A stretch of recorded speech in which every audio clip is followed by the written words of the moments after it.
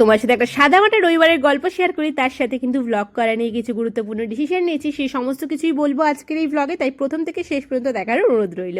তো দেখো, সকাল সকাল ঘুম থেকে উঠে ফ্রেশ হয়ে সবার আগে বিছানার চাদরপত্র চেঞ্জ করে কিন্তু বেরিয়ে পড়লাম ছেলেকে নিয়ে ড্রয়িং ক্লাসের জন্য। ওর আজকে ড্রয়িং ক্লাস ছিল, সেই কারণে ওকে সবার আগে পৌঁছে দিয়েছে।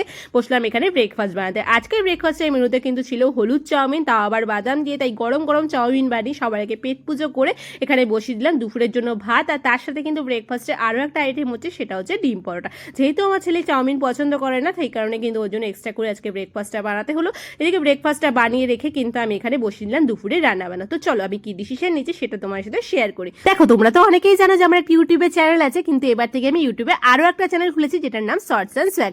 এই দুটো ইউটিউব চ্যানেল, তার সাথে ফেসবুক, তার সাথে ইনস্টাগ্রাম, সমস্ত কিছু একা হাতে হ্যান্ডেল করতে ভীষণ চাপ হয়ে যাচ্ছে। আমি একদম হাঁপিয়ে উঠছি, আমি পারছি না ঠিকঠাক মতো সমস্ত কিছু হ্যান্ডেল করতে।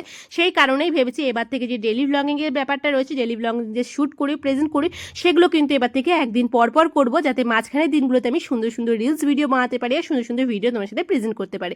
সুন্দর সুন্দর ভিডিওগুলো তোমাদের সাথে প্রেজেন্ট করার জন্যই কিন্তু আমার এই ডিসিশন, কারণ তোমরা রিলস ভিডিও দেখতেও ভীষণ ভালোবাসো। আমার এই গুরুত্বপূর্ণ ডিসিশনটা নিয়েছি আমি কিন্তু সুন্দর ভিডিও করার জন্য। তোমাদের কি মতামত অবশ্যই কিন্তু কমেন্টস করে জানিও। তো চলো আজকের মতো এই পর্যন্ত, দেখা হচ্ছে next